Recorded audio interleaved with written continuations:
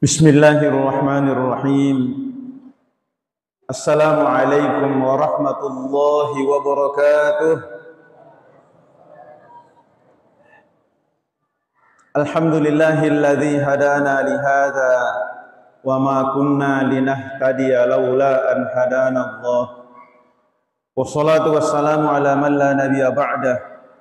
Sayyidina Muhammad wa ala alihi wa sahbihi wa mawala. Subhanaka la ilma lana illa ma 'allamtana innaka antal alimul hakim. Wala haula wala quwwata illa billahil aliyyil azim. Amma ba'du. Hadirin hadirat jemaah Isya dan Tarwi yang dirahmati Allah. Malam ini kita sudah berada pada malam ke-14. Maka ceramah malam ini saya mau mengingatkan diri saya dan seluruh jemaah untuk senantiasa bersikap istiqamah, konsisten. Di dalam Al-Quran disebutkan orang yang istiqamah itu insya Allah hidupnya bahagia. Kenapa bahagia? Karena kita kadang tidak bahagia dalam hidup ini karena dua hal. Satu, sedih dengan masa lalu. Yang kedua, khawatir dengan masa depan. Itu yang membuat kita tidak bahagia. Orang yang istiqamah disebutkan dalam Al-Quran, innal ladzina qalu rabbunallahu tsumma istaqamu tatanazzalu alaihimul malaikah. Sesungguhnya orang-orang yang sudah menyatakan dirinya beriman, kemudian dia istiqamah dengan itu, akan turun kepadanya malaikat. Tatanazzalu di sini menggunakan bentuk fi'il mudhari yang bermakna sekarang dan akan datang, keberlangsungan. Artinya senantiasa didampingi oleh malaikat. Malaikat inilah kemudian yang senantiasa menghiburnya dengan mengatakan, Allah takhafu wa la tahzanu. Janganlah kalian takut dan jangan bersedih. Nih, jadi kalau kita mau bahagia Pak, istiqamah Ki. Istiqamah. Kemudian yang kedua, ada masanya nanti kita ini sakit atau mungkin musafir. Disebutkan dalam hadis, idza maridal 'abdu aw safara kutiba lahu mithlu ma kana ya'malu muqiman sahihan. Apabila seorang mukmin sakit atau dia musafir, maka dicatatkan pahala berdasarkan kebiasaannya ketika sehat dan mukim. Contoh ini bapak-bapak, 5 waktu sholat berjamaah di masjid. Seluruh sholat sunat qabliyah ba'diyah dilakukan. Malam tahajud dan witir. Pagi sholat duha, baca Quran 1 juz. Itu kebiasaannya tiap hari rutin. Tiba-tiba jatuh sakit. Masuk rumah sakit mungkin di ICU 1 minggu. Maka selama sakitnya kan tidak mungkin ke masjid karena dia diimpus. Karena dia sudah terbiasa dengan itu semua, dia berhenti bukan karena keinginannya, maka selama sakitnya seluruh kebaikan yang sering dilakukan itu tetap jalan pahalanya Pak, walaupun dia tidak lakukan lagi. Itu kalau dia istiqamah selama ini. Tapi kalau tidak istiqamah, angin-anginan, sakit, tidak ada dia dapat. Tapi kalau istiqamah selama ini, maka selama sakitnya seluruh pahala yang dia dapat tiap hari jalan terus Pak, jalan terus. Itu keuntungannya menjadi orang yang istiqamah itu. Yang ketiga, insya Allah matinya husnul khatimah. Karena Rasulullah SAW menyebutkan dalam hadis itu, yamutul mar'u ala ma'asha alaihi. Seseorang itu akan menemui kematiannya berdasarkan kebiasaannya ketika hidup. Jadi insya Allah tadi sholat jemaah, sholat sunat qabliyah ba'diyah, tahajud, witir, pokoknya maka insya Allah matinya di salah satu itu nanti Pak. Dan disebutkan dalam hadis, innamal a'malu bil khawatim. Sesungguhnya amal itu ditentukan dari penutupnya. Kalau mungkin lihat ahli surga atau ahli neraka, lihat perbuatan terakhirnya sebelum meninggal dunia. Kalau perbuatannya perbuatan ahli surga itu. Tapi kalau perbuatannya ahli neraka, maka dia ahli neraka. Cuma tidak boleh dibilangi keluarganya, bilang penghuni neraka ini, tidak boleh. Kalau yang saya ingat ini yang terakhir, seorang dosen di Fakultas Kehutanan Unhas itu datang ke masjid untuk sholat subuh. Sudah azan, menghitung mundur sudah jalan. Dia masuk sholat sunnah dekat tiang.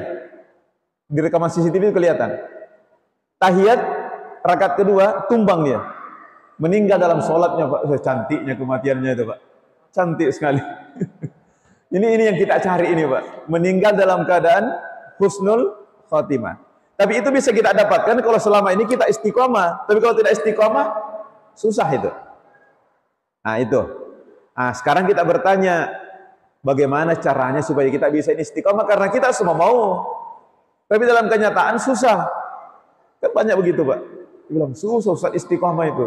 Coba memang susah. Saya juga mengalami itu, nasib yang sama itu susah, Pak. Ya memang susah karena hadiahnya surga. Kalau ringan, hadiahnya cuma kipas angin, Pak. Ya, jadi memang susah itu istiqomah itu. Makanya ada beberapa cara bisa kita tempuh. Yang pertama, harus memahami dulu fadilah atau keutamaan dari ibadah itu. Ini di masjid saya, mulai tanggal 1 Maret kemarin, 11 hari sebelum Ramadan, bapak-bapak di sana itu bersepakat untuk menjaga sholat jemaah 40 hari berturut-turut. Dan mereka paham itu bagaimana fadilahnya. Apa fadilahnya? Orang yang dalam hadis dikatakan begini, man shalla lillahi fi jama'atin arba'ina yauman. Barang siapa salat berjamaah karena Allah selama 40 hari, wa huwa yudrikut takbiratul ula, dia tidak pernah ketinggalan takbiratul ihram imam. Ketika imam sudah takbir, dia sudah berada di belakang, Pak, dalam shaf. 40 hari lakukan itu, kutibat lahu bara'atani, maka dicatat baginya 2 kebebasan, bara'atum minan nar wa bara'atum minan nifaq, kebebasan dari api neraka dan kebebasan dari sifat kemunafikan. Karena mereka paham fadilahnya. 2 kali saya dapatkan di sana itu duhur hujan keras tambah angin, Pak. Saya sendiri, rumah saya hampir 200 meter dari masjid. Terpaksa saya naik mobil karena hujan keras. Kalau pakai payung tetap basah. Saya bilang kurang nanti orang di masjid ini. Karena hujan keras. Saya sampai di masjid. Ramai, Pak. Ramai. Kenapa mereka tetap datang? Karena mereka paham fadilahnya. Kalau tidak paham, tidak datang, Pak. Jadi ini dulu, pahami fadilahnya. Ini Ramadan, puasa, qiyamul lail dan ibadah-ibadah. Karena tidak dipahami dengan baik, sehingga banyak yang hilang itu. Bapak bertahan karena paham fadilahnya. Di sinilah pentingnya ilmu sebelum beramal. Ya, jadi itu, pahami dulu itu, ya. Nah, kemudian yang kedua, tentu saja memohon pertolongan Allah. Karena kalau Allah yang menolong, Pak, jadi gampang semua. Tadi istiqamah itu susah, tapi kalau Allah menolong, jadi gampang itu. Doanya setidaknya saya bisa sampaikan pada kesempatan yang singkat ini 2. Pertama, surah Ali Imran ayat 8. Rabbana la tuzigh qulubana ba'da idh hadaitana wa hab lana min ladunka rahmah innaka antal wahhab. Ya Allah, janganlah Engkau gelincirkan hati kami setelah Engkau beri petunjuk. Jadi sudah diberi petunjuk, tergelincir meseng. Nah, kita minta kepada Allah, setelah diberi petunjuk, kita konsisten dengan itu. Surah apa tadi? Ali Imran ayat 8. Saya kira kita sudah hafal itu, Pak. Ya, jadi setiap selesai salat baca itu. Kemudian yang kedua, doa dari hadis Nabi, Allahumma a'inni ala dzikrika wa syukrika wa husni ibadatika. Ya Allah, tolonglah aku untuk senantiasa mengingatmu, mensyukurimu, dan beribadah dengan baik kepadamu. Ini saya rasakan secara pribadi, Pak, ya, kekuatan doa ini. Ini di HP saya sudah setel alarmnya jam 2.20. Dia 2 jam setengah sebelum subuh bangun. 2 jam setengah sebelum subuh bangun. Ramadan atau di luar Ramadan sama begitu. Kadang alarm sudah bunyi, bangun lagi, berat sekali. Baca itu Pak, Allahumma a'inni ala dzikrika wa syukrika wa husni ibadatika. Itu kayak ada kekuatan dari dalam, bangun itu. Itu pengalaman pribadi Pak ya. Mungkin nanti bisa kita rasakan. Coba kalau terasa berat ibadah apapun. Termasuk puasa Pak. Puasa terasa berat, Allahumma a'inni 'alas syiyam. Tahajud berat, Allahumma a'inni 'alal qiyam. Itu bisa diubah setelah dibaca itu tadi, Allahumma a'inni 'ala dzikrika wa syukrika wa husni ibadatika. Anak-anakku yang para penghafal Al-Qur'an, boleh juga diubah itu doanya, Allahumma a'inni 'ala hifzil Qur'an. Ya Allah, tolonglah aku dalam menghafal Al-Qur'an. Itu dimudahkan oleh Allah. Ini yang kedua. Yang ketiga yang bisa kita lakukan adalah bersahabat dengan orang-orang soleh. Karena dalam hadis disebutkan, almaru ala dini khalilihi. Seseorang itu tergantung agama sahabatnya. Jadi sahabat itu sangat besar pengaruhnya kepada kita. Kalau dia sahabat yang baik, berpengaruh baik. Kalau dia sahabat buruk, berpengaruh buruk. Coba lihat dalam Al-Quran surah Al-Furqan. Ketika penghuni neraka digiring masuk neraka, itu penyesalannya apa itu? Ya wailata laitani lam attakhiz fulanan khalila. Celaka saya. Kenapa saya berteman dengan si fulan? Gara-gara dia itu saya rusak. Jadi salah satu penyesalan ahli neraka itu karena salah dalam memilih sahabat. Kalau dibalik, keberuntungan seseorang itu masuk surga karena sahabatnya. Dalam sebuah riwayat dijelaskan bahwa salah satu nikmat terbesar Allah setelah kita dianugerahi iman dan Islam adalah dianugerahi sahabat yang baik, Pak. Di akhirat nanti, sahabat yang baik itu bisa memberikan syafaat.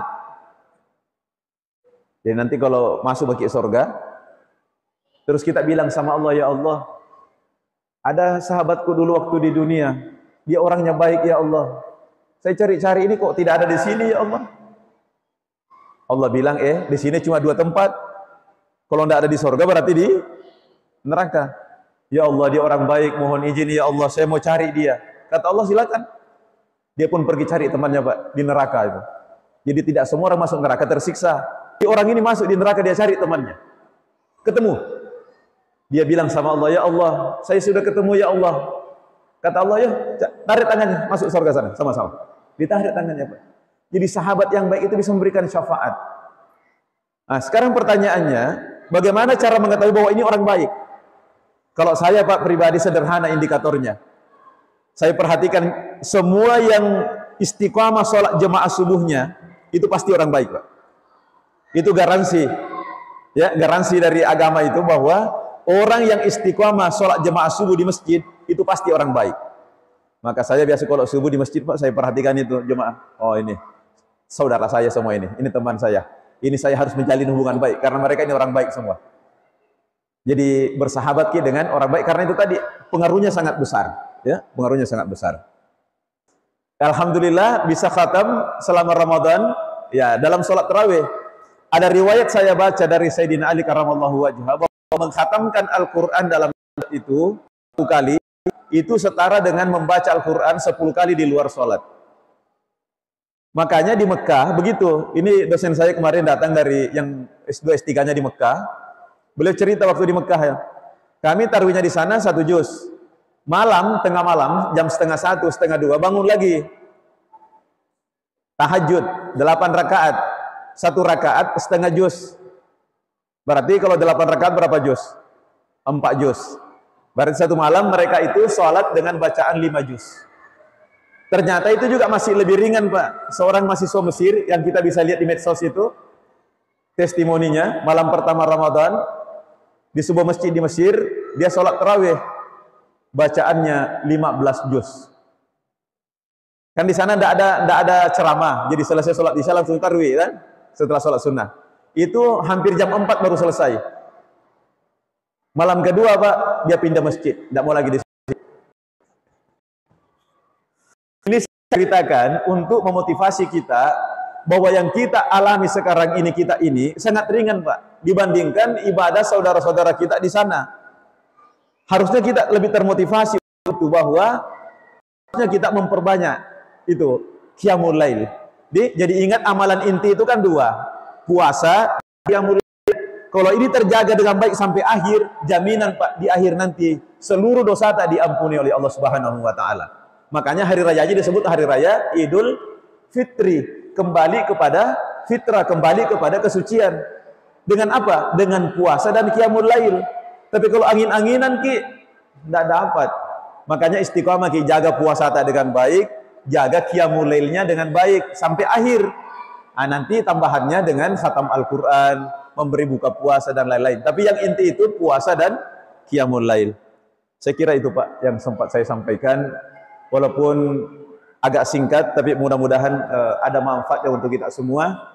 Sekali lagi saya ingin mengingatkan, jangan lupa berdoa kepada Allah supaya hati kita ini dianugerahi sikap istiqamah, konsisten sampai akhir hayat. Dan insya Allah meninggalnya dalam keadaan husnul khatimah. Wallahu a'lam bishawab. Subhanakallahumma bihamdika, nashhadu an la ilaha illa anta, nastaghfiruka wa natubu ilaik. Wassalamualaikum warahmatullahi wabarakatuh.